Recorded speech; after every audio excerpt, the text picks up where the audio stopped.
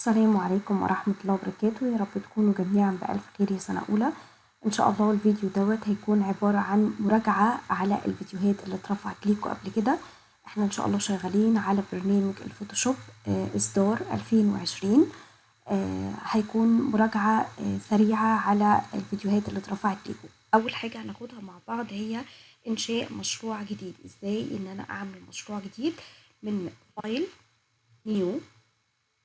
بمجرد ما بضغط على فايل نيو بيبتدي ان هو يديني بعض القياسات الجاهزة اللي اقدر ان انا استعين بيها علشان اصمم المشروع بتاعي. يعني انا مثلا لو عايزة اصمم بروجكت على الموبايل ببتدي ان انا اشوف ايه الابعاد المناسبة بالنسبة لي، ابتدي ان انا اختارها. طب انا البروجكت بتاعي انا عايزاه له قياسات بالظبط، يعني عايزه مثلا عرضه يبقى كذا، الطول بتاعه يبقى كذا، احدد دقه المشروع بتاعي. فببتدي ان انا استخدم الجزء الايمن ده علشان اكتب انا واحدد اللي انا عايزاه. هنا ببتدي ان انا اسمي المشروع بتاعي، البروجكت بتاعي، وليكن مثلا هنسميه المشروع الاول.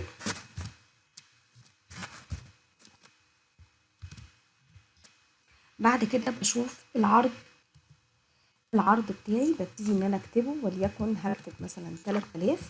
وحدة القياس اللي انا بستخدم البكسل. وليكن الطول بتاعي برضو هكتب 3000. هنا الاورينتيشن اللي هو الاتجاه بتاعي، هنا بالطول ولا بالعرض، هخليه طولي. يعني لاندسكيب ولا بورتريت، فانا هخليه بالطول. عندي الريزوليوشن اللي هي دقة المشروع بتاعي، بيقول لي ان الديفولت بتاعك 72 بكسل لكل انش.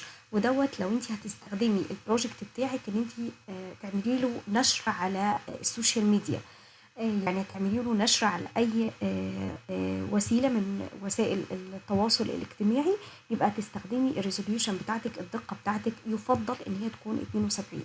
طب لو الحاجه دي انا بعد البروجكت ده بعد ما اخلصه هضطر ان انا اطبعه، يبقى انا محتاجه ريزوليوشن اعلى، دقه اعلى من 72، يفضل ان هي تكون 300. طب بخصوص الكالر مود اللي هو النظام اللوني برضو، لو انا الديزاين اللي انا بصممه ده هستخدمه لوسائل التواصل الاجتماعي، هقدر ان انا اخليه النظام اللوني بتاعي يكون RGB. طب لو انا مستخدمة النظام اللوني دوت ان هو هيكون هستخدمه هستخدمه في الطباعة، يبقى هخلي النظام اللوني بتاعي CMYK. يبقى أنا قُلت النظام اللوني اللي أنا هاستخدمه في الطباعة هيكون CMYK. طب هنا مش راضي يظهر لي أي نظام لوني غير الRGB، لإن أنا واقفة على القياسات الخاصة بالموبايل. لو رجعت تاني للrecent وجيت ضغطت على الcolor mode، هيبتدي يظهر لي جميع الأنظمة الخاصة بالديزاينات بتاعتي أو المشاريع اللي أنا عايزة أنتجها. هتبقى CMYK color ده خاص بالطباعة، لو البروجكت بتاعي أنا بعد ما أخلصه محتاجة إن أنا أطبعه. فخلينا كده إحنا سمينا المشروع بتاعي في الجزء ده. اخترت المقاسات بتاعتي بالنسبة للطول والعرض، وخليت وحدة القياس بتاعتي بيكسل. الريزوليوشن بتاعتي برضو بيكسل لكل انش، زائد الكالر مود. هنا الباك جراوند بيقول لي ان الخلفية بتاعت التصميم بتاعي يبقى لونها ايه، الديفولت بتاعها ابيض. طب لو انا مش عايزاها يكون لونها ابيض، هضغط على اللون الابيض واختار اي لون انا محتاجاه من هنا. طب واقدر كمان ان انا اغيره من جوه تاني، يعني اقدر ان انا اغير لون الخلفية بتاعتي من اللون الابيض لاي لون، يبقى يا اما اختارها من هنا يا اما اختارها من جوه. دي كلها حاجات ادفانسد، مش محتاجه الحاجات اللي تحت دي. فبعد ما خلصت هبتدي اضغط على كرييت. بمجرد ما ضغطت على كرييت ظهر لي مساحه العمل بتاعتي بالابعاد اللي انا اخترتها بالظبط، وظهر معايا الخطوط الزرقاء دي. طب الخطوط الزرقاء دي انا مش محتاجاها دلوقتي وعايزه اخفيها. بخفيها منين؟ اقدر ان انا الغيها من قائمه فيو في امر اسمه اكستراس. مجرد ما بضغط عليه بتبتدي يشيل لي الخطوط الزرقاء اللي كانت موجوده دي. ده كده احنا خدنا ازاي ان انا اقدر ان انا انشئ مشروع جديد من فايل نيو. تاني حاجة هناخدها مع بعض هي ازاي ان انا اقدر ان انا انظم وارتب الورك سبيس بتاعتي اللي هي مساحة العمل. المساحة اللي احنا شغالين عليها اللي هي المساحة البيضة دي اسمها ورك سبيس، اللي هي مساحة العمل بتاعتي. طب ازاي ان انا اقدر ان انا انظم النوافذ بتاعتي بتاعت البرنامج دي؟ قال لي مش شرط ان البرنامج يكون عندي زي عند مثلا زميلي، لا ممكن يكون شكل النوافذ عندي مختلف عن زميلي. ازاي؟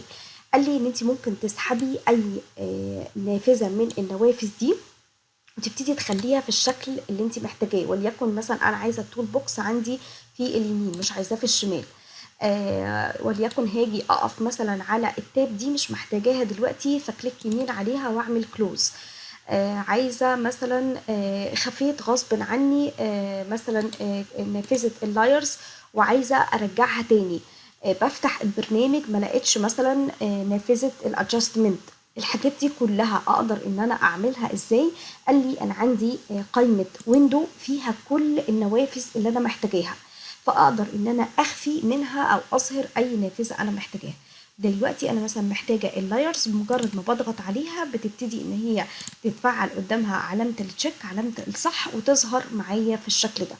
طب وليكن التول بوكس مثلا مش ظاهر معايا، اقدر برضو ان انا اظهره من ويندو من التولز واحط زي ما انا عايزه. طب انا مثلا عايزه التول بوكس دوت يتحط معاهم هنا، لو جيت حطيت هنا هلاقي في خط ازرق بيظهر معايا، بمجرد بس ما اشيل ايدي من على الماوس هيبتدي ان هو يدخل معاهم في المساحه دي. طب عايزه ان انا مثلا اشيل النوافذ الموجوده هنا احطها مثلا في مكان تاني، اقدر ان انا اغير الورك سبيس بتاعتي زي ما انا عايزه. طب ارجعهم تاني، برضو في خط ازرق هنا لازم يظهر لي الاول وبعدين اشيل ايدي من على الماوس عشان ترجع في مكانها.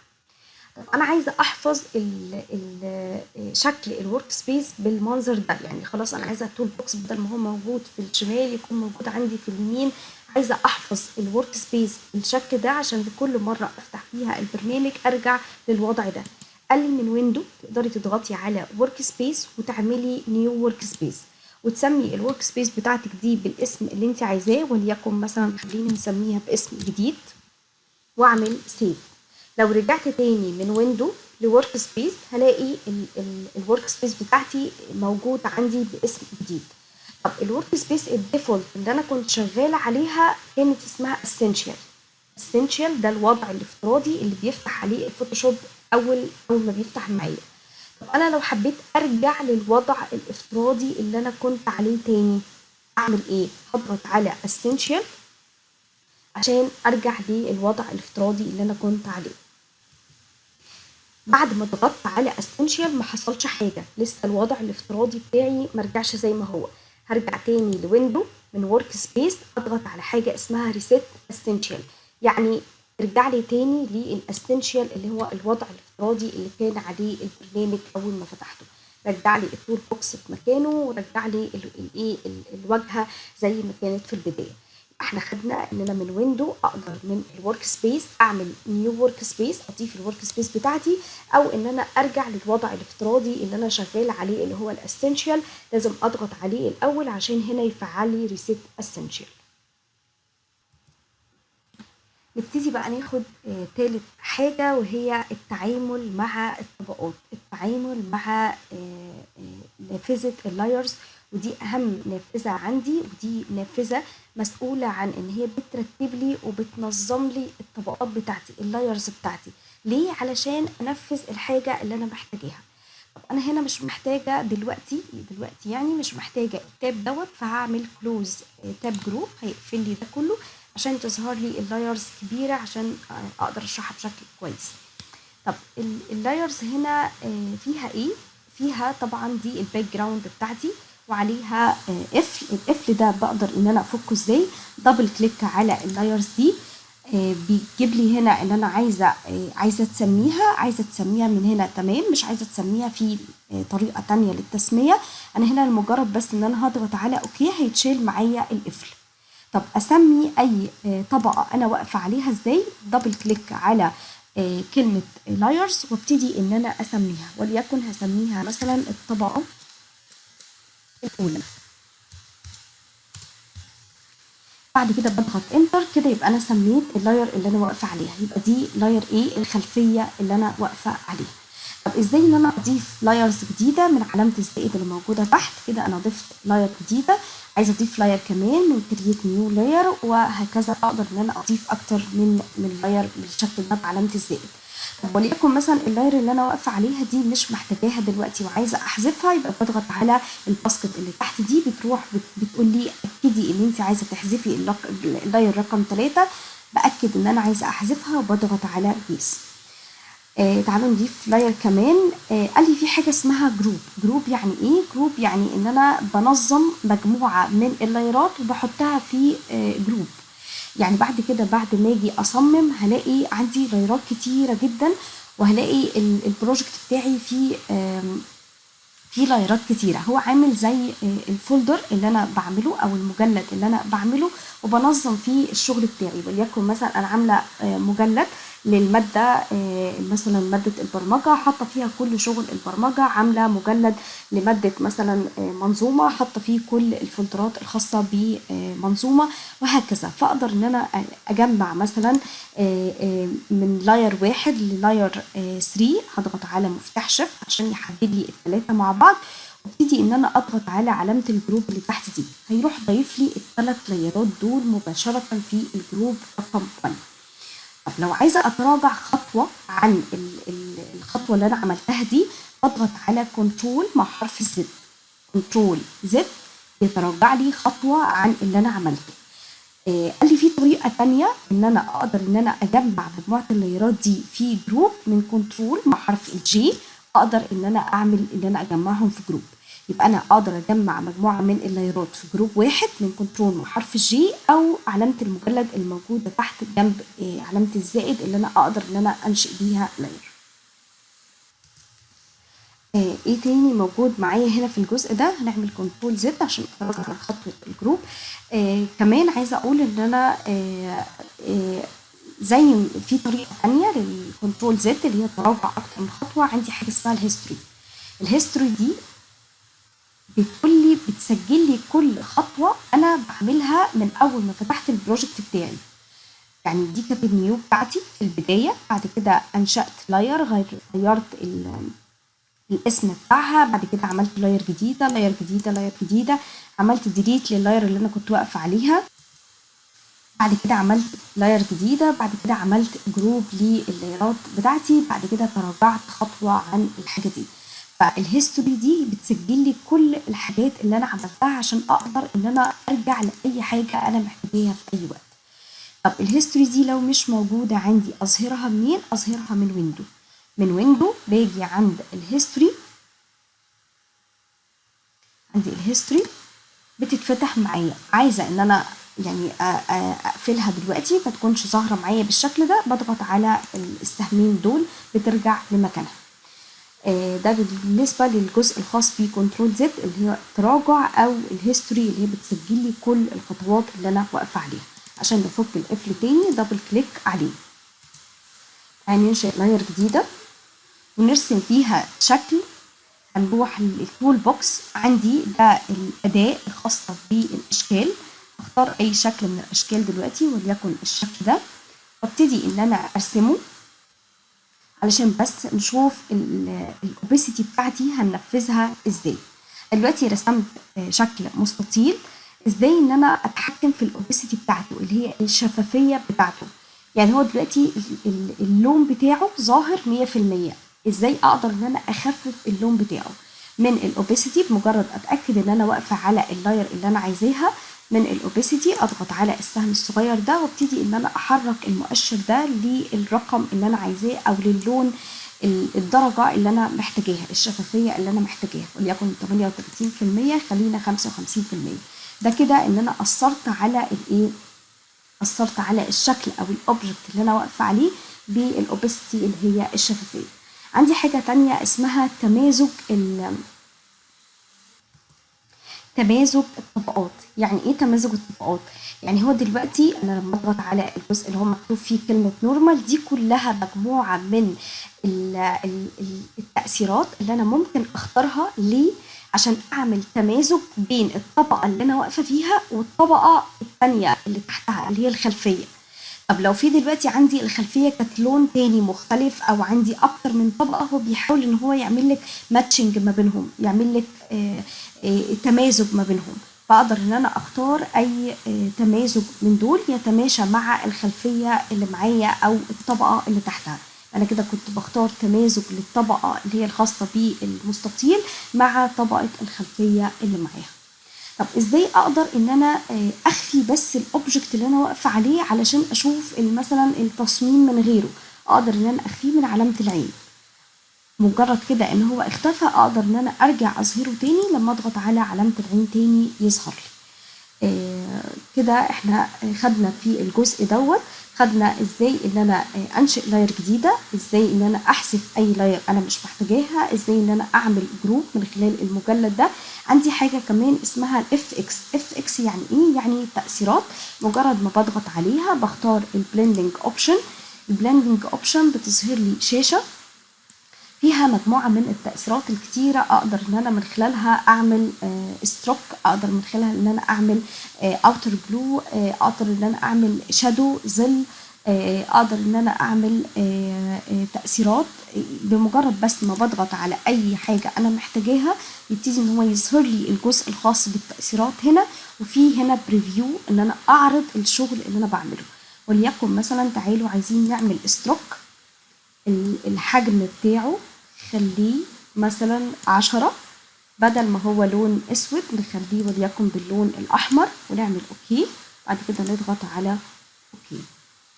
ده كده انا عملت ايه؟ عملت ستروك، يعني عملت اطار للمستطيل اللي انا كنت واقفه عليه، وده الافكت قال لي ده الستروك. لو انا عايزه اشوف التصميم من غيره الغي علامه العين، لو عايزه ارجع اشوفه تاني بعلامه العين يبقى برجعه تاني.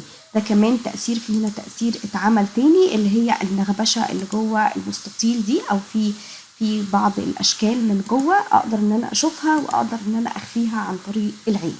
يبقى ده من خلال الاف اكس من البلندنج اوبشن. دي كلها بقى مجموعه من التاثيرات ممكن نقف عليها ونبتدي ان احنا نجرب. طب لو الحاجه دي خلاص انا مش محتاجاها وعايزه احذفها، برجع بشيل علامه الصح من قدامها. كل الحاجات اللي انا مش عايزاها برجع اشيل علامه الصح واعمل اوكي، بيرجع لي اللايرز زي ما كانت بدون تاثيرات. يبقى كده التاثيرات عندي مش ظاهره، الحاجات اللي انا اللي انا خفيتها او لغيتها. كمان في حاجة مهمة قبل ما نقفل الجزء الخاص باللايرات، ان انا تعالوا نضيف لاير جديدة وليكن نرسم فيها برضو شكل تاني، وليكن شكل دايرة. خليني اقول ان شكل الدايرة ده مثلا انا هسحب اللاير دي تحت اللاير الخاصة بالخلفية. كده انا مبقاش ظاهر معايا الدايرة. ليه؟ لان هو بيقول لي هنا ان انا بعتمد على ان الطبقات دي بتترتب وبتتنظم على حسب الحاجة اللي انا محتاجاها. يعني ايه؟ يعني لو في حاجة مش ظاهرة معاك لازم تروح تبص على ترتيب اللايرات، لانك ممكن تكون حاطط طبقة فوق طبقة، الطبقة اللي فوق خافية الطبقة اللي تحت. وده اللي حاصل دلوقتي، ان انا عندي الدايرة تحت الخلفية، فلازم ان انا اسحب اللاير بتاعت الخلفية تحت علشان تظهر الدايرة اللي هي المختفية. ليه؟ لان هنا بتترتب الطبقات على حسب ان الطبقة اللي فوق بتلغي الطبقة اللي تحتها. احنا كده خلصنا الجزء الخاص باللايرز، بحيث ان انا اقدر ان انا اضيف اي لاير واقف عليها اغير المسمى بتاعها، وليكن مثلا اسمي الطبقة الاولى، وبعد ما بسميها بضغط على انتر عشان تتسجل معايا. ده كده كان الجزء الخاص باللايرات. تعالوا بقى نبتدي في اول اداة من ادوات التول بوكس اللي هو صندوق الادوات اللي عندي. اول اداة عندي هي اداة الموف تول.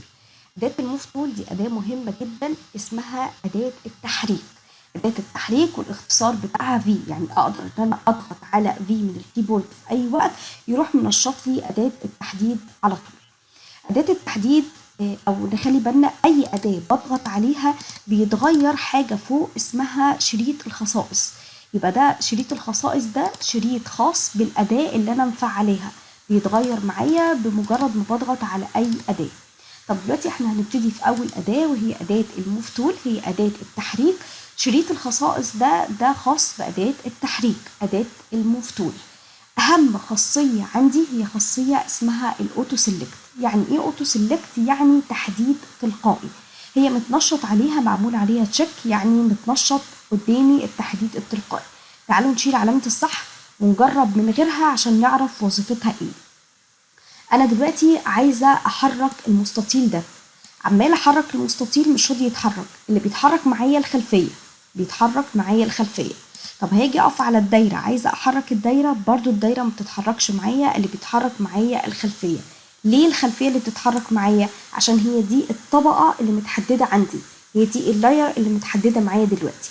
طب انا عايزه احرك الدايره، لازم اروح اختار الطبقه الاول اللي فيها الدايره، وبعد كده اروح اضغط على الدايره واحركها. لو عايزه احرك المستطيل هضطر ان انا اروح اضغط على طبقه المستطيل الاول وارجع تاني علشان احدده. قال لي بدل ما كل حاجه اروح اختارها من اللاير اللي هي فيها، هضغط على الاوتو سيلكت، يبقى ده تحديد تلقائي. مجرد ما ضغطت على الدايره اتحركت معايا مباشره، ضغطت على المستطيل اتحرك معايا، عايزه اضغط على الخلفيه تتحرك معايا. طب الخلفيه انا مش عايزاها، يعني الخلفيه عايزاها تكون ثابته، مش عايزه كل شويه اضغط على حاجه الاقي الخلفيه بتتحرك معايا. قال لي في حاجه عندك اسمها اللوك.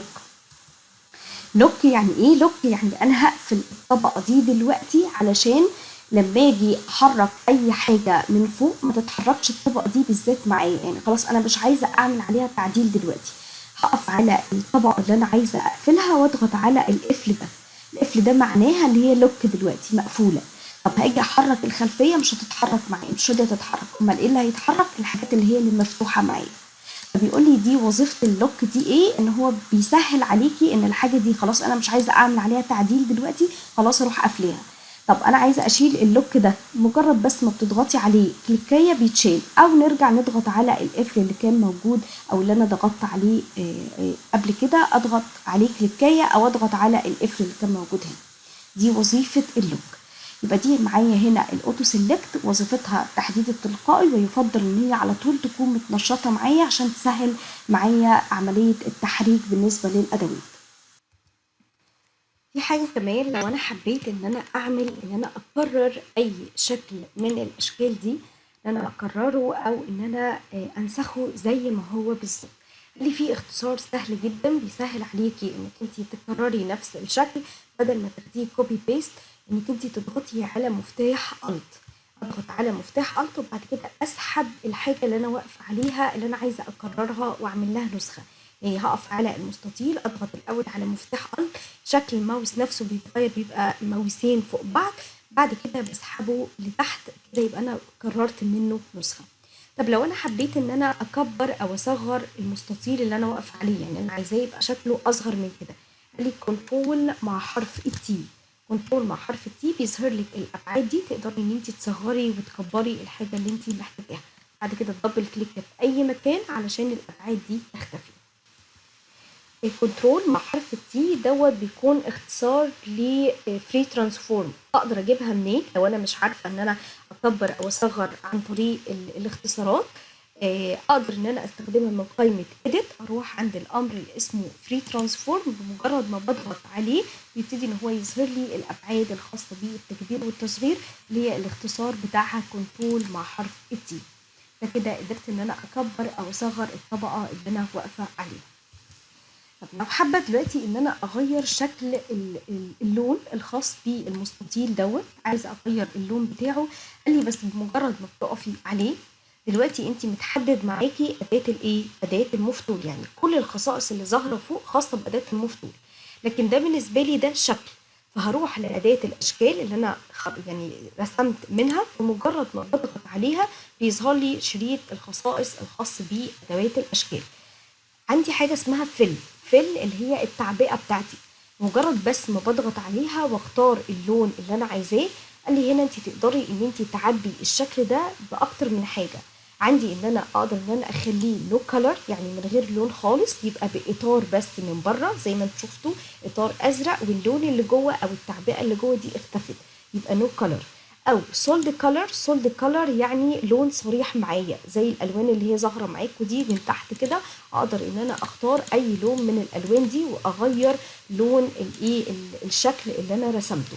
طب هل دي بس الالوان؟ لا طبعا، الحاجات الاسهم دي لو انا فتحتها هلاقي اكتر من لون، او ان انا اضغط على باليتة الالوان الكبيره دي بتظهر لي مجموعه الوان اكتر، اقدر ان انا اختار منها اللون اللي انا محتاجاه. بعد ما اختاره بضغط على اوكي. طب ده كده السولد كولر. ايه تاني عندي؟ حاجه اسمها الجريدينت كولر، اللي هي تدرج لوني. يعني ايه؟ يعني عندي مجموعه من الالوان بتبقى متدرجه، يعني دول لونين مع بعض، اكتر من لون. الحاجات دي طبعا نجربها لانها حاجات سهله. تدرج لوني يعني الوان متدرجه، واقدر كمان ان انا اضغط هنا واغير الالوان بتاعتي اللي انا محتاجاها او عايزه اغيرها.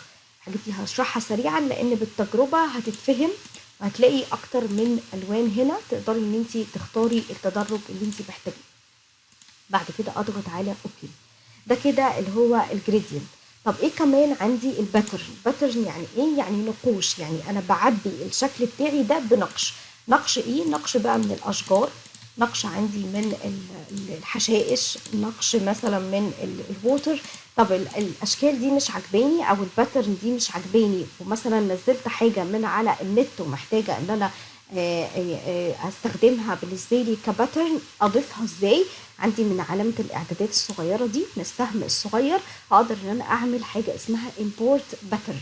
import pattern يعني ان انا نزلت مثلا الوان معينه او نقش معين عندي على اللاب بتاعي، ومحتاجه ان انا اعمل له import عشان ادخله. طبعا لو انا مش محتاجه الكلام ده كله، اقدر ان انا استخدم الحاجات الجاهزه اللي البرنامج مديهولي، او ان انا استخدم الجريدينت او استخدم السولد كولر او الايه بدون تعبئه خالص. خلينا نختار سولد كولر اي لون دلوقتي. ده بالنسبه لي لو انا حبيت ان انا اغير لون اي اوبجكت موجود عندي، يا اما من فيل ولازم اخلي بالي ان انا واقفه على اداه الاشكال. اداه الاشكال عشان يظهر لي الخصائص الخاصه بيها وتظهر لي فيل. اقدر ان انا اجيب تاني الفل دي منين او التعبئه دي منين تاني؟ عندي قال لي من البروبرتيز، من الخصائص. اقدر ان انا اكون واقفه على الشكل اللي انا عايزه اغير اللون بتاعه، ومجرد ما بضغط على البروبرتيز الخاصه بيه بيجيب لي اللون بتاعه. اقدر برضو ان انا اعمله نو كولر او سولد كولر او جريدينت او باترن من الجزء دوت، او من فيل الموجود عندي في شريط الخصائص. كده احنا خلصنا أداة الموف تول. أول أداة وهي أداة التحريك، أداة التحريك الموجودة عندي في البرنامج، ودي أداة مهمة جدا. طب بعد كده قال لي أنا عندي أدوات التحديد. أدوات التحديد عندي محطوطة في 3 مجموعات، في 3 جروبات، اللي هي الأداة رقم 2 والأداة رقم 3 والأداة رقم 4. خلي بالنا إن لو في جنب اي اداه سهم صغير، ده معناه ان لسه في ادوات تانية مختفيه. اظهرها ازاي؟ كليك يمين على الاداه دي عشان يظهر لي باقي الادوات المختفيه. تاني هنا كليك يمين عشان يظهر لي باقي الادوات المختفيه. دي كلها ادوات خاصه بادوات التحديد. يعني الاداه رقم 2 و3 و4 دول خاصين بالتحديد، بالاضافه للادوات المختفيه بجنب السهم الصغير. زائد كمان ان انا عندي القايمه اللي اسمها سيلكت، دي كلها برضو حاجات خاصه بالتحديد. ده معناه ان التحديد مهم جدا عندي في البرنامج ده. تعالوا نفرق سريعا بين الثلاث مجموعات دول. قال لي هنا ان ده تحديد عن طريق الاشكال الهندسيه، يعني لو في جزء انا عايزه احدده بحدده عن طريق الاشكال الهندسيه. طب هنا بحدد عن طريق الاداه لاسو، والاداه لاسو دي يعني تحديد حر زي ما انا عايزه، تحديد حر مش بالاشكال الهندسيه. بالاضافه للمجموعه الثالثه دي وده تحديد عن طريق الكتل اللونيه. خلينا نمشي أداة عشان نفهم يعني إيه تحديد عن طريق الأشكال الهندسية. التحديد عن طريق الأشكال الهندسية، أو خلينا نقول التحديد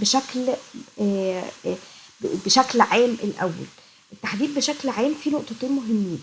لو أنا مثلا حددت جزء هنا، وليكن أنا عايزة أحدد بس الجزء ده من المستطيل.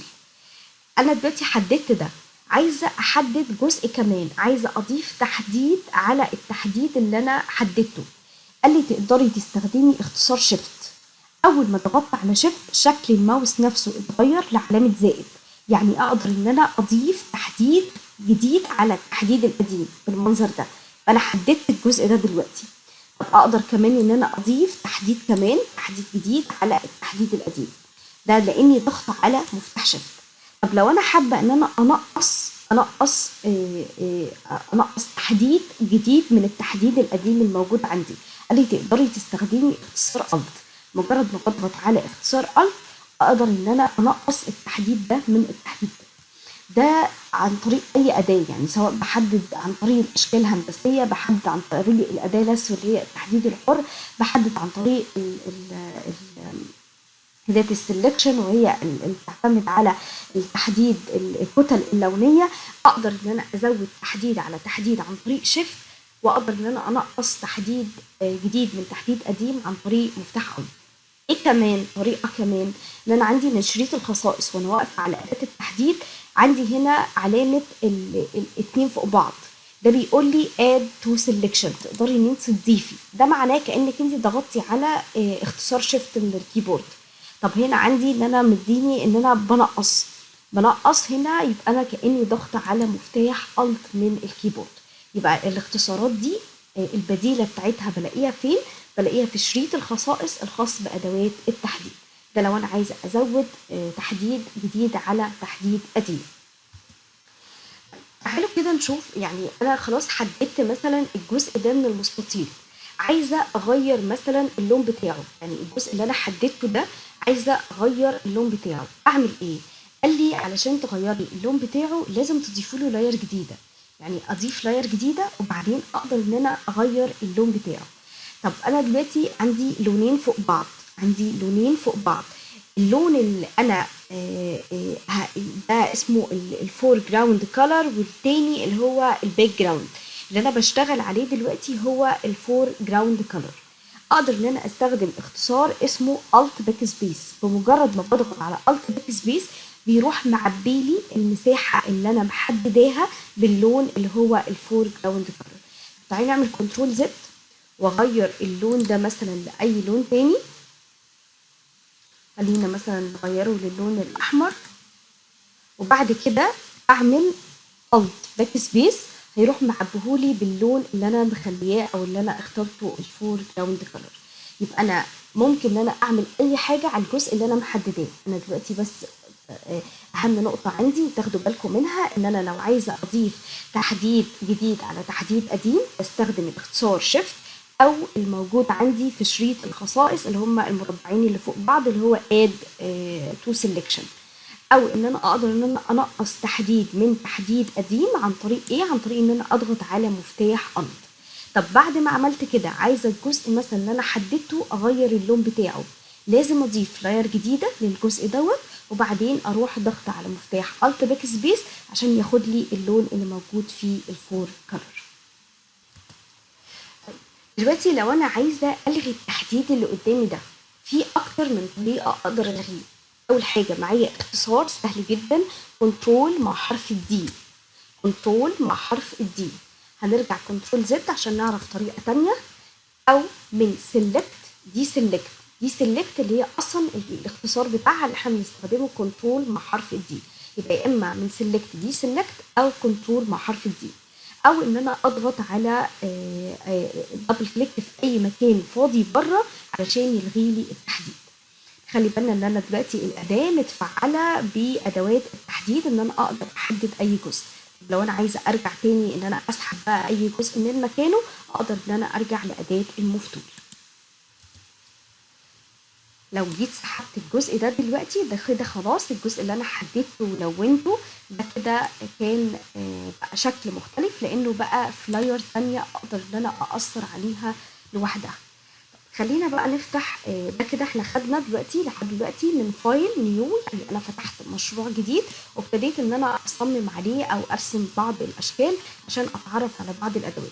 تعالوا نفتح صورة، يبقى بفتحها من فايل اوبن، ده عشان افتح صورة. تعالوا نختار صورة القمر، الصورة دي مثلا، ونعمل اوبن، هيفتح لي الصورتين في تابين، يعني كل صورة هتنزل في تاب مختلف. هنرجع للتاب الخاص بالمون بالقمر، عشان بس نشوف ادوات التحديد عن طريق الاشكال الهندسيه. وليكن مثلا هنستخدم يعني الجزء اللي انا عايزه اقصه هو جزء القمر. جزء القمر ده ممكن ان انا اقصه عن طريق الدايره، فهختار شكل الدايره وابتدي ان انا اقص الجزء ده. طيب انا دلوقتي وانا بقص الدايره عندي مش جايه بالظبط. قال لي عشان تقدري انك انت تتحكمي في التحديد اللي انت رسماه تقدري تستخدمي المسطره اللي هي السبيس. وانا لسه ضاغطه على التحديد، يعني انا ما شلتش ايدي من على الماوس دلوقتي، يعني لسه دي ايدي على الماوس. فهضغط على سبيس اللي هي المسطره واحرك التحديد بتاعي لحد ما اظبطه. ابتدي ان انا اكبر الدايره واحرك السبيس لحد ما احس ان التحديد بتاعي مظبوط. ابتدي اشيل ايدي من على الماوس. كده انا حددت القمر بالشكل ده. عايزه ان انا اقصه انقله من الصوره اللي هو فيها اوديها للصوره الثانيه. قال لي في طريقتين، يا اما انك انت وانت واقفه على ادوات التحديد دي تضغطي على مفتاح كنترول. اقدر اضغط على مفتاح كنترول هيديني ان الماوس بتاعي بقى شكل مقص، اقدر ان انا اسحبه من مكانه اوديه للصوره الثانيه. او ايه، كنترول زد، او ان انا اروح اضغط على اداه الموف تول او اضغط على اختصار اف الموجود عندي في الكيبورد وابتدي ان انا اسحبه. يبقى انا كده بعد ما حددت الشكل اللي انا عايزاه اقدر ان انا اسحبه من المكان اللي هو فيه عندي عن طريق حاجتين، عن كنترول زد، يا اما عن طريق اداه الموف تول او عن طريق اداه التحديد. بس لو انا واقفه على اداه التحديد لازم اضغط على مفتاح كنترول عشان يقدر ينقلها معايا. طب دلوقتي انا عايزه انقلها للصوره الثانيه. قال لي هتفضلي ضغطه على الاوبجكت اللي انت عايزاه اللي هو القمر وتطلعي بالماوس لحد ما تطلعي لتاب المشروع الثاني. لمجرد بس ان الماوس بيجي على المشروع الثاني بيبتدي تظهر الصوره وابتدي نزلي الماوس داخل المشروع ده. انا ده كله لسه ايدي ضغطه على الماوس من اول ما ضغطت على القمر لحد دلوقتي لسه ايدي على الماوس. اشيل ايدي من على الماوس يبتدي ينزل القمر تاني. هعمل كنترول زد عشان اعيد الطريقه دي تاني. هرجع للتاب الخاص بالمون وابتدي ان انا انقله. انا دلوقتي اداه التحديد لسه على الاداه الثانيه فهضغط على مفتاح كنترول وابتدي ان انا انقل. لسه ايدي ضغطه على الماوس، هطلع للتاب الثاني وانزل داخل الصوره دي وابتدي ان انا اشيل ايدي من على الماوس. عايزه ابتدي ان انا اصغره اتحكم فيه في التصغير او التكبير يبقى كنترول مع حرف التي. كنترول مع حرف التي وابتدي ان انا اصغره بالشكل ده. دبل كليك عشان التحديد يختفي وممكن اتحكم في الاوباسيتي الشفافيه بتاعته من هنا. طب هل في طريقه تانية ان انا انقل الجزء اللي انا محدداه من الصوره دي للصوره دي؟ قال لي اه. ايه هي؟ من ايديت اروح اعمل كوبي واجي عند الصوره الثانيه اروح عامله من ايديت بيست. يبقى انا كده نقلته وبعدين اعمل عليه كنترول تي وابتدي ان انا اصغره او اتحكم فيه. ده كده ان انا ممكن انقل باكتر من طريقه. طب هل في طريقه ثانيه اقدر ان انا احدد بيها بعيدا عن طريقه التحديد بالشكل الهندسي؟ قال لي اه. ممكن ان انا عشان الغي التحديد دوت كنترول مع حرف الدي كده انا لغيت التحديد. عندي اداه حلوه جدا اسمها الاوبجكت سيلكشن تول. الاوبجكت سيلكشن تول هو بيقول لي بس اعملي تحديد على الاوبجكت اللي انت عايزه تحدديه. يعني انا عملت دلوقتي مستطيل على الشكل اللي انا عايزه احدده، هو تلقائي هيستخدم الاي اي ويروح محددهولي وابتدي اقدر ان انا انقله للمكان اللي انا عايزاه او اغير لونه. اخده مثلا كنترول سي واروح للملف التاني احط كنترول في. ده يعني استخدم اختصارات كنترول سي يعني كوبي اللي انا عملتها من ايديت كوبي، او كنترول في اللي هي من ايديت بيست. دي كلها اكتر من طريقه وفي طرق تانية كمان اقدر ان انا احدد بيها غير دي لان طرق التحديد عندي داخل البرنامج كتيره جدا. هنبتدي دلوقتي ناخد اداه تحديد تانية. نبتدي ناخد ادوات اللاسو اللي هي ادوات التحديد الحر. نيجي نقفل الملفات دي من غير ما نحفظها او الصور دي من غير ما نحفظها. عايزه نفتح صوره تانية من فايل اوبن.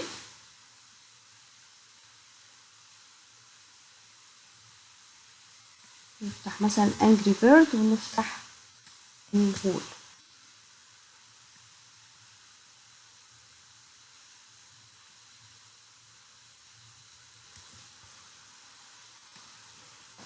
تعالوا كده نفهم التحديد الحر ده عبارة عن ايه. التحديد الحر ده فيه 3 ادوات. اول حاجة اللاسو تول. اللاسو تول دي عبارة عن كأني ماسكة قلم كده، ويعني بحدد بيه بشكل عشوائي. يعني هو تحديد حر، مثلا ممكن اروح عاملة كده كده كأني انا حددت الشكل ده، انا عايزة الشكل ده بالمنظر ده، يبقى ده كده اللاسو تول. كنترول دي عشان اشيل التحديد. ونجرب اداة تانية اللي هي البوليجون لاسو تول. البوليجون لاسو تول بيقول لي انك انت بمجرد ما بتحطي نقطة بيبتدي يمشي معاكي بشكل شكل خط مستقيم كده. بتبتدي بتحددي عن طريق الايه، عن طريق الخط ده، عن طريق الخط ده. طب انا لو انا عايزه اكبر الصوره عشان اعرف احدد صح مظبوط، بعمل ايه؟ بضغط على مفتاح الت مع السكرول بتاعت الماوس. الت مع السكرول بتاعت الماوس بيبتدي ان هو يكبر، يعمل لي زوم على الصورة بتاعتي، يعني كأنها زوم ان وزوم اوت. غير الكنترول تي اللي انا بكبر الاوبجكت نفسه، لكن انا دلوقتي بعمل زوم، عملية زوم اللي هي الاختصار بتاعها الت مع السكرول بتاعت الماوس. طيب انا في نقطة مثلا مش مظبوطة عندي في التحديد بتاعي، اقدر ان انا اضغط على ديليت يمسح لي اخر نقطة، اقدر ان انا اضغط على ديليت يمسح لي النقطة اللي مش مظبوطة دي. ابتدي ان انا احدد، وليكن ده مثلا علشان ماشي على شكل خط مستقيم، فانا اقدر ان انا استخدم الايه البوليجون دي. طب اقدر ان انا استخدم اي اداة من ادوات التحديد تاني؟ اقدر ان انا استخدم اي اداة من ادوات التحديد. طب علشان يعني انا دلوقتي بفهم بس اداة التحديد دي بتشتغل ازاي، ان انا دي بتمشيها بشكل خط مستقيم لحد ما بوصل سريعا، لحد ما بوصل اول نقطة لاخر نقطة كده. ده طالما وصلت اول نقطة باخر نقطة يبقى ده التحديد بتاعي. اتفقنا ان انا لو عايزة اضيف تحديد جديد على التحديد القديم بستخدم اختصار شيفت. هل اقدر ان انا استخدم اكتر من اداة تحديد مع بعض؟ اقدر ان انا استخدم اكتر اداة من ادوات التحديد مع بعض. لو رحت مثلا جبت اداة الماجينيتك لاسو تول، دي اداة بتستخدم اداة بتحدد بشكل مغناطيسي. يعني ايه؟ يعني هي بتحدد الشكل، بتتحسس الشكل اللي تحتها، وبتبتدي ان هي تمشي بشكل مغناطيسي. ازاي؟ تعالوا مثلا نضغط على مفتاح شيفت علشان نضيف التحديد الجديد للتحديد القديم. ابتدي ان انا احط نقطة واحدة بس وهي تبتدي تمشي لوحدها. اجي احط نقطة هنا وابتدي هي تمشي لوحدها، وهكذا نقطة هي بتمشي لوحدها وبتحدد. ده كده عشان التحديد يكون مظبوط. طبعا انا بعمل بسرعة عشان وقت الفيديو، وبعد كده بضغط دبل كليك عشان اضيف التحديد دوت للتحديد القديم. فاحنا كده فهمنا الفرق بين الثلاث ادوات. اداة اللاسو تول هي تحديد حر بالشكل ده كده، ده تحديد حر. فهمنا اداة الماجنتيك ان انا بمجرد ما بحط نقطة يبتدي يمشي معايا بالشكل الايه الخطوط، واوصل اول نقطة لاخر نقطة عشان يكمل لي التحديد. اما اداة الماجنتيك لاسو تول دي أداة بتشتغل بشكل مغناطيسي. بمجرد ما بحط أول نقطة بس وبمشي الماوس هو بيبتدي يتعرف على الإيه الشكل اللي تحتيه، ولو في جزء مثلا هيبقى صعب إن هو يتعرف عليه ببتدي إن أنا أحط له نقطة وهو يبتدي يكمل يمشي تلقائي عليها. ده بالنسبة لي كده الفرق بين أدوات اللاسو اللي هي أدوات التحديد الحر. وخدنا مع بعض أداة الأوبجكت لاسو تول، ودي أداة بتقول لي بس حددي لي على الشكل اللي انت عايزاه وهو يعمله بشكل تلقائي. لازم نخلي بالنا ان في بعض الحاجات ما بيقدرش يتحسسها بشكل كامل. يعني انا دلوقتي حددت على الانجري بيرد ده عن طريق الاي اي، هو يعني ظبطها لي، عملها لي بشكل مظبوط في الجزء ده. الجزء ده ما ظبطهاش، اقدر ان انا اعمل ايه؟ اقدر ان انا اروح مثلا استخدم اداه الماجنتيك لاسو تول وابتدي ان انا اضغط على مفتاح شيفت وابتدي ان انا اضيف تحديد ده للتحديد القديم. يعني انا ممكن اقدر استخدم اكتر من اداه تحديد مع بعض عشان تظبط لي الايه التحديد الايه اللي ما اتظبطش معايا لحد ما اضغط كده. بضاف لي ده على ده، لسه الجزء دوت ممكن اقدر ان انا استخدم الت واشيل التحديد من هنا. يبقى هو كده انا ظبطت الانجري بيرد باكتر من اداه من ادوات التحديد. عشان نرجع تاني هضغط على مفتاح الت مع السكرول بتاعت الماوس عشان نرجع للصوره الاصليه بتاعتي.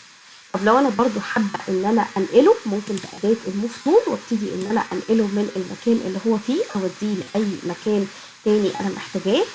وليكن تعالوا نوديه على الصوره الثانيه. ابتدي اضغط على كنترول مع حرف التي علشان اكبر الصوره.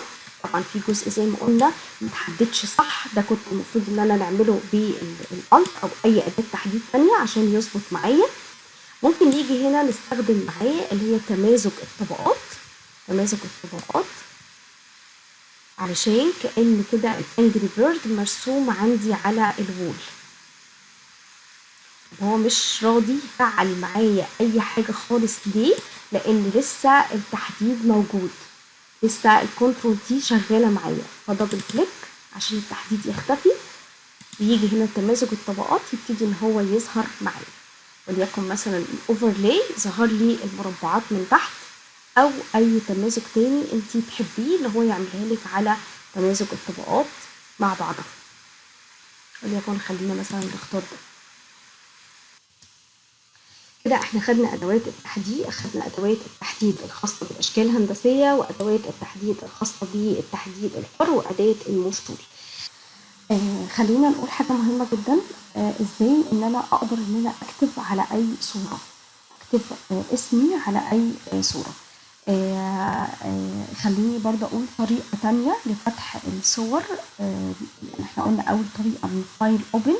في طريقه تانية ان انا اول ما افتح البرنامج خالص بيبقى مديني الشاشه السوداء دي، دبل كليك في في المكان الاسود ده، يروح ظاهر لي الجزء اللي انا اقدر ان انا افتح منه الصور بتاعتي مباشره.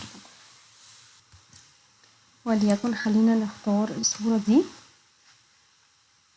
الصورة دي مثلا بعد ما خلصت عايز ابتدي ان انا اكتب اسمي عليها، يعني هاخد مثلا سكرينة منها فعايز اكتب اسمي على الصورة. اروح اجيب اداة التي اللي هي اداة الكتابة، ابتدي ان انا احط اداة الكتابة علشان اكتب الاسم اللي انا عايزه. هنكتب وليكن مثلا اي اسم. هنكبر ازاي؟ هاجي اروح محدده الاسم اللي انا كتبته، الاسم اللي انا كتبته، وابتدي ان انا اكبر من هنا، اكبر الخط من شريط الخصائص. يقول لي هنا ان اكتر حاجه عندي هي 72 و72 طبعا الخط صغير، انا محتاجه ان انا اكبر اكتر من كده. اكبر اكتر من كده ازاي؟ قال لي هتروحي للجزء الخاص بالبروبرتيز. عندي هنا تي كبيره وتي صغيره، اكتر حاجه 72. بمجرد بس ما بحط الماوس فوق التي الكبيره والتي الصغيره بيظهر لي سهم يمين وشمال، هبتدي ان انا اسحب بس لليمين علشان يبتدي ان هو يزودهولي معايا بالشكل ده. مجرد ما بشيل ايدي بيروح هو مفعلهولي عندي كده، ده كبر. لسه عايزه اكبره اكتر من كده، بكبر بالشكل ده لحد ما بوصل للحجم اللي انا محتاجاه. طب عايزه اصغر تاني يبقى ناحيه الشمال، عايزه اكبر يبقى ناحيه اليمين لحد ما اوصل للحجم اللي انا محتاجه. ده كده من ايه؟ من الخصائص. عايزه اغير اللون، عايزه اغيره بغيره من الكلر من هنا، وليكن مثلا خليه باللون الاحمر. بعد كده نضغط على اوكي. او من ايه تاني؟ من شريط الخصائص عندي ممكن اضغط على اللون من هنا وابتدي ان انا اغير. عندي دي المحاذاه، هنشرح التي يعني هناخد لها وقت لما نوصل لاداه التكست، بس المهم عندي دلوقتي ازاي ان انا اكتب على الصوره بتاعتي عن طريق اداه التكست، وكمان ازاي ان انا اخلي الكتابه بتاعتي يكتب لغه عربيه صح. يعني هو دلوقتي كاتب لغه عربيه متفرقه، يعني انا هضغط في اي مكان بره عشان اشيل التحديد اللي انا عاملاه. كاتب دلوقتي عندي آية بحروف متفرقة، ازاي اخليه يكتب عربي بشكل صحيح؟ قال لي ان انا لازم انشط اداة الموف تول الاول، بعد كده اضغط على edit، من edit اختار امر preferences، بعد كده بختار امر type اللي هو خاص بالكتابة. هيظهر لي الشاشة دي، هو بيكون متفعل فيها الأمر الأول. عشان أنا نكتب لغة عربية صح لازم أنشط الأمر التاني الخاص بالورلد ريدي لاي اوت. بعد ما بنشط الأمر التاني بضغط على أوكي، وبعد كده لازم أقفل البرنامج وارجع أفتحه تاني. طبعا هقفل دوت من غير حفظ وارجع أفتحه تاني عشان يفتح معايا ويكتب معايا لغة عربية صح.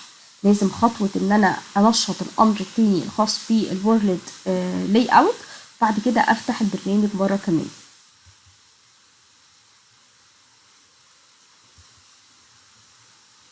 تعالي نفتح صورة تاني عشان نكتب عليها الاسم ونشوفه فعل معايا. خلينا الصورة دي نشوف هيفعل معانا الكتابة باللغة العربية. نجيب أداة التكست، ومجرد ما أنا بضغط على أداة التكست هو بيروح ضايف لها لاير مباشرة، يعني مش شرط إن أنا أضيف لاير عشان أكتب عليها. بعد كده أحط الكتابة، نكتب الاسم بتاعي يكتب لغة عربية صح. أنا كده كتبت على الصورة الاسم بتاعي. طب آخر حاجة إزاي إن أنا أحفظ الصورة بتاعتي. يعني أنا عايزة أحفظها دلوقتي كصورة، ونشط أداة المفعول، عايزة أحفظها كصورة أو عايز أحفظها كملف فوتوشوب. أقدر إن أنا أرجع للملف ده وأعدل عليه تاني. إزاي؟ من فايل سيف از، اضغط من فايل سيف از. طبعا عايزه احفظها عندي على الكمبيوتر بتاعي، هيقول لي سمي الاسم اللي انت عايزه تسميه، وليكن مثلا هسميه المشروع الاول.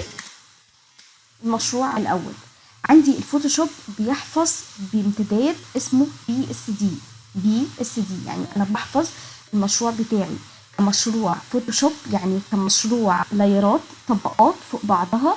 اقدر ان انا افتح المشروع ده واعدل عليه مره تانية، يبقى لازم احفظه بفوتوشوب بي اس دي.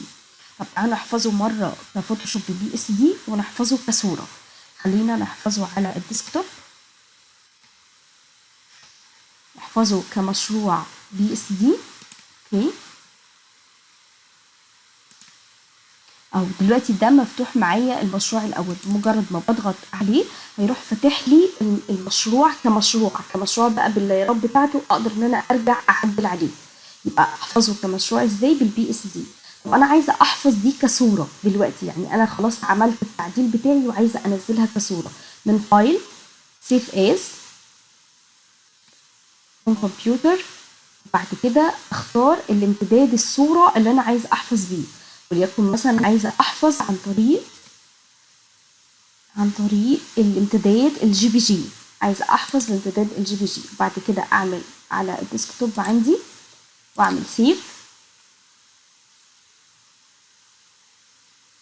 وبعد كده اعمل اوكي، والاقي الصورة عندي على الديسكتوب من بره باسم نفس الاسم اللي انا سميته المشروع الاول باسم آية. يبقى كده انا حفظتها كصورة وحفظتها كملف بي اس دي قابل للتعديل.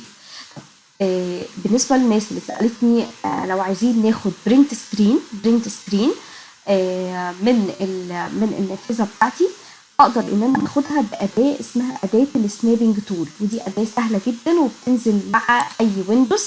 هاجي بس في السيرش واكتب اداه اس بي، هتظهر لي على طول اسمها سنابنج تول. اقدر ان انا اخلي الاداه دي مباشره عندي في التاسك بار عشان احتاجها في اي وقت. مجرد بس ان كليك يمين عليها واعمل بين تو تاسك بار، يعني انا بنزلها باختصار في سطح المكتب، ابتدي ان انا اضغط عليها يظهر لي النافذه الصغيره دي. اضغط على نيو، اول ما اضغط على نيو هيديني بيقول لي قصي الجزء اللي انت عايزاه. وليكن مثلا انا عايزه اقص التول بوكس فقط، فانا كده قصيت جزء التول بوكس بس. هيبتدي يظهر لي نافذه احفظ فيها الصوره. ظهر لي نافذه ابتدي ان انا احفظ منها كنترول اس، احفظها مثلا على الديسكتوب باسم بتاعتي.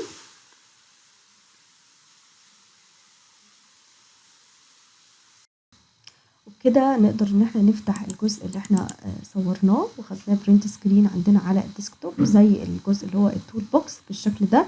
وكده انا خدت برنت سكرين بأداة السنابنج تول. كده انا خلصت. ان شاء الله اشوفكم في السكشن على خير، والسلام عليكم ورحمة الله وبركاته.